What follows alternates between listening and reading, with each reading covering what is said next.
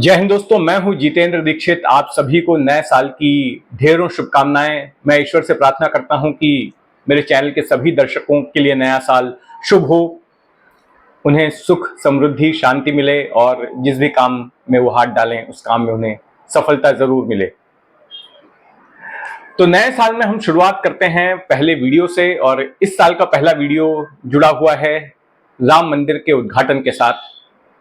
अब ये बात लगभग स्पष्ट हो गई है कि बीजेपी आने वाले लोकसभा चुनाव में राम मंदिर को एक बड़ा मुद्दा बनाने वाली है, और 22 जनवरी को जो राम मंदिर का उद्घाटन होने जा रहा है, रामलला की जो प्राण प्रतिष्ठा होने जा रही है, उसको लेकर अभी से ही बड़ा बिल्डअप शुरू हो चुका है, माहौल लगभग बन चुका है। लेकिन इसी के साथ साथ राजनीति भी तेज हो गई है, आरोप प्रत्यारोप भी हो रहे हैं, और जिस जगह पर आज भव्य राम मंदिर खड़ा है, अब से 32 साल पहले वहां पर बाबरी मस्जिद हुआ करती थी। तो इस वक्त शिवसेना और बीजेपी के बीच, महाराष्ट्र में उद्धव ठाकरे वाली शिवसेना और बीजेपी के बीच एक जुबानी जंग चल रही है, क्रेडिट लेने को लेकर कि आखिर बाबरी मस्जिद को गिराया किसने। देखिए, इस मौके पर मुझे कहानी याद आती है कि एक कमरे में दो लोग बैठे हुए हैं और उनके बीच में एक पत्रकार बैठा हुआ है। एक शख्स, उन दोनों में से एक शख्स खिड़की से बाहर देखकर कहता है कि बाहर तो बड़ी तेज बारिश हो रही है। दूसरा शख्स खिड़की की तरफ देखता है और कहता है, नहीं, बारिश तो नहीं हो रही है, आसमान खुला हुआ है। अब ऐसे में पत्रकार के सामने दो विकल्प हैं कि अगर उसे इस कन्वर्सेशन को रिपोर्ट करना है तो या तो ये कह सकता है कि एक शख्स ने कहा कि बारिश हो रही है, दूसरे शख्स ने कहा बारिश नहीं हो रही, और वैसे ही उस खबर को अपने अखबार में छाप दे। दूसरा विकल्प पत्रकार के सामने ये है, और जो मुझे लगता है कि सभी पत्रकारों को यही करना चाहिए, कि वो बाहर जाके चेक करे, पुष्टि करे कि वाकई में हकीकत क्या है, बारिश हो रही है या नहीं हो रही है, और उसी बात को अपने अखबार में लिखे और बताए कि किसका आकलन सही था और किसका गलत, और हकीकत क्या है। तो वैसा ही कुछ बाबरी मस्जिद के गिराए जाने को लेकर भी है। दावा दोनों तरफ से किया जा रहा है, बीजेपी की तरफ से भी और शिवसेना की तरफ से भी, लेकिन हकीकत क्या है। तो इससे पहले कि मैं इस कहानी में आगे बढ़ूं, आपको संक्षेप में बता देता हूं कि विवाद है क्या। देखिए, हाल ही में देवेंद्र फडणवीस, जो कि महाराष्ट्र के उप मुख्यमंत्री हैं और बीजेपी के दिग्गज नेता हैं, उन्होंने कहा कि जब बाबरी मस्जिद 6 दिसंबर 1992 को अयोध्या में गिराई जा रही थी, तब वे स्वयं उस मौके पर मौजूद थे।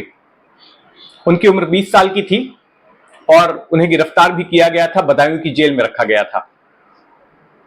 लेकिन उन्होंने चुनौती दी कि एक नाम बता दीजिए कि शिवसेना का, अविभाजित शिवसेना, उसका कोई एक नेता वहां पर मौजूद रहा हो। उनका यह कहना था कि शिवसेना ने कोई भूमिका नहीं अदा की बाबरी मस्जिद को गिराए जाने में, और ये बीजेपी कार्यकर्ताओं का काम था। उन्होंने कहा कि उस मौके पर बाला साहब ठाकरे से, हम मुंबई में जब कुछ पत्रकारों ने पूछा कि क्या शिवसैनिकों ने बाबरी मस्जिद गिराई है, तो बाला साहब ठाकरे ने भी पूरी तरह से क्रेडिट नहीं लिया था। उन्होंने कहा था कि यदि मेरे शिवसैनिकों ने मस्जिद गिराई है तो इस बात का मुझे गर्व है, यदि शब्द का इस्तेमाल किया था।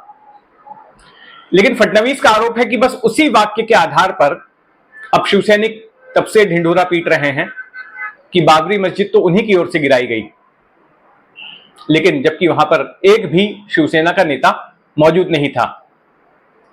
उन्होंने यह भी कहा कि बाबरी मस्जिद गिराए जाने का क्रेडिट पहले इसलिए बीजेपी ने नहीं लिया क्योंकि हिदायत दी गई थी, ऐसे निर्देश दिए गए थे कि कोई भी संगठन बाबरी मस्जिद को गिराने का क्रेडिट नहीं लेगा, ये क्रेडिट कार सेवकों को दिया जाएगा, और उसी अनुशासन के तहत ये बात नहीं कही जा रही थी। तो इस पर शिवसेना ने पलटवार किया। उद्धव ठाकरे ने जवाब दिया फडणवीस के आरोप का। पहले तो उन्होंने एक निजी आरोप लगाया, एक निजी बयान दिया उनके खिलाफ, और कहा कि फडणवीस अगर कहते हैं कि वो वहां पर मौजूद थे बाबरी मस्जिद गिराए जाते वक्त, तो शायद उनके वजन से ही बाबरी मस्जिद गिर गई होगी। फिर उनका कहना है कि फडणवीस ने ऐसा आरोप लगाते वक्त खुद होमवर्क नहीं किया ठीक से। अगर वो थोड़ी पढ़ाई करते तो उनको पता चलता कि खुद बीजेपी के नेता लाल कृष्ण आडवाणी और सुंदर सिंह भंडारी ने कहा था कि शिवसैनिकों की भूमिका रही है बाबरी मस्जिद को गिराए जाने में। और इसके साथ साथ वो आरोपियों की लिस्ट भी चेक कर लें कि शिवसैनिकों को भी आरोपी बनाया गया था उस कांड में। तो ये फिर किस तरह से करते हैं, कह सकते हैं। फडणवीस ने यह भी कहा था कि जो लोग अपने घर से बाहर नहीं निकले वो आज क्रेडिट ले रहे हैं बाबरी मस्जिद को गिराए जाने का। तो इसी पर शिवसेना का यह जवाब था। तो एक तरफ बीजेपी का दावा है कि शिवसेना के लोग वहां पर नहीं थे, दूसरी तरफ शिवसेना का दावा है कि उन्होंने ही बाबरी मस्जिद गिराई। तो अब ऐसे में हकीकत क्या है दोस्तों? 2022 में मेरी किताब आई थी बॉम्बे आफ्टर अयोध्या, और उस किताब में एक चैप्टर बाबरी मस्जिद गिराए जाने को लेकर भी है। और उसमें मैंने इस सवाल का जवाब हासिल करने की कोशिश की थी कि आखिर बाबरी मस्जिद गिराई किसने। और मैंने कई लोगों से बात की थी, शिवसेना के जो नेता यहां से गए थे, अयोध्या के लिए निकले थे, उनसे बात की थी। जो चश्मदीद 6 दिसंबर 1992 को वहां मौजूद थे, उनसे मैंने बात की थी। और उनका निचोड़, उस बातचीत का निचोड़ और मैंने क्या पाया, वो निचोड़ मैं आपके सामने रखता हूं। देखिए, मैंने नंदू साटम, जो कि शिवसेना के ओर से पूर्व महापौर थे मुंबई के, उनसे मैंने बात की। उन्होंने बताया कि 2 जत्थे निकले थे महाराष्ट्र से अयोध्या जाने के लिए। एक जत्था खुद नंदू साटम की अगुवाई में निकला था, 70 नगर सेवकों का। पार्षदों को नगर सेवक कहा जाता है मुंबई में। दूसरा जत्था मनोहर जोशी की अगुवाई में निकला था, जो कि महाराष्ट्र के पूर्व मुख्यमंत्री हैं। तो जो नंदू साटम वाला जत्था था, जब ट्रेन से निकला तो झांसी स्टेशन के पास जब ट्रेन पहुंची तो वहां पर उनकी ट्रेन पर पथराव हो गया, ऐसा उनका दावा है। उस वजह से ट्रेन काफी देर से पहुंची अयोध्या। और जब ये लोग अयोध्या पहुंचे, 6 दिसंबर की दोपहर हो चुकी थी और तब तक बाबरी मस्जिद को गिराया जाना शुरू हो चुका था। ये एक बात। दूसरी बात, नंदू साटम का ही यह कहना है कि मनोहर जोशी अगले दिन पहुंचे थे। तो इससे एक बात स्पष्ट होती है कि शिवसैनिक वहां पर थे, अयोध्या गए थे, बाबरी मस्जिद गिराए जाते वक्त मौजूद थे। लेकिन इससे यह पता चलता है कि उन्होंने मस्जिद को गिराने में भूमिका अदा नहीं की थी। अगर हम नंदू साटम के दिए हुए बयान के आधार पर अपनी बात रखते हैं तो यह सामने आता है। अच्छा, इस पर मैंने और भी लोगों से बात की जो उस वक्त मौजूद थे, उस दिन चश्मदीद थे। उनमें से एक हैं प्रेम शुक्ला, जो कि फिलहाल बीजेपी के प्रवक्ता हैं, लेकिन तब वो एक अखबार के लिए पत्रकार थे। आगे चलकर वो शिवसेना के मुखपत्र सामना के हिंदी संस्करण के कार्यकारी संपादक भी बने। तो उन्होंने भी इस बात की तस्दीक की कि महाराष्ट्र से शिवसेना के नेता वहां पर पहुंचे थे, शिवसैनिक वहां पर थे। और इसी के साथ साथ उन्होंने ये भी बताया कि शिवसेना की यूपी की इकाई थी, जिसके प्रमुख थे पवन पांडे, वो भी वहां पर देखे गए थे।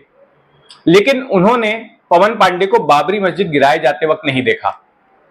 यह अलग बात है कि जब बाबरी मस्जिद गिर गई तो उसमें जो मीर बाकी का शिलालेख था उसको पवन पांडे ने अपने कब्जे में ले लिया था और उसके साथ तस्वीर खिंचाई थी। तो ये बात उन्होंने कही थी। तो इससे यह स्पष्ट होता है कि शिवसैनिक उस दिन 6 दिसंबर को मौजूद थे और शायद फडणवीस उनको पहचान नहीं पाए, ये लोग शिवसैनिक हैं, और इसीलिए वो कह रहे हैं कि एक नेता का नाम बताइए। अच्छा, ये बात भी सही है, सुंदर सिंह भंडारी ने ऐसा बयान दिया था कि शिवसैनिकों ने बाबरी मस्जिद गिराई है। उन्होंने जिम्मेदारी झटक ली थी कि उनकी पार्टी की ओर से काम किया गया था। और उन्हीं के बयान के बाद में फिर बाला साहब ठाकरे ने मुंबई में ऐसा बयान दिया कि यदि मेरे शिवसैनिकों ने बाबरी मस्जिद गिराई है तो मुझे इस बात का गर्व है। तो यह है पूरी कहानी और यह है पूरी हकीकत। आरोप प्रत्यारोप चलते रहेंगे। उद्धव ठाकरे को भी निमंत्रण भेजा गया है विवाद के बाद 22 जनवरी वाले समारोह में हाजिर होने के लिए, लेकिन अब तक सस्पेंस बना हुआ है कि क्या उस मौके पर वे हाजिर रहेंगे। तो इस जैसी सियासी कहानियों के लिए जुड़े रहें मेरे चैनल जितेंद्र दीक्षित स्टोरीज के साथ। और ये कहानी आपको कैसी लगी कमेंट बॉक्स में जरूर लिखिएगा। और अगर आपने अब तक इस चैनल को सब्सक्राइब नहीं किया है तो सब्सक्राइब कर लें। जय हिंद।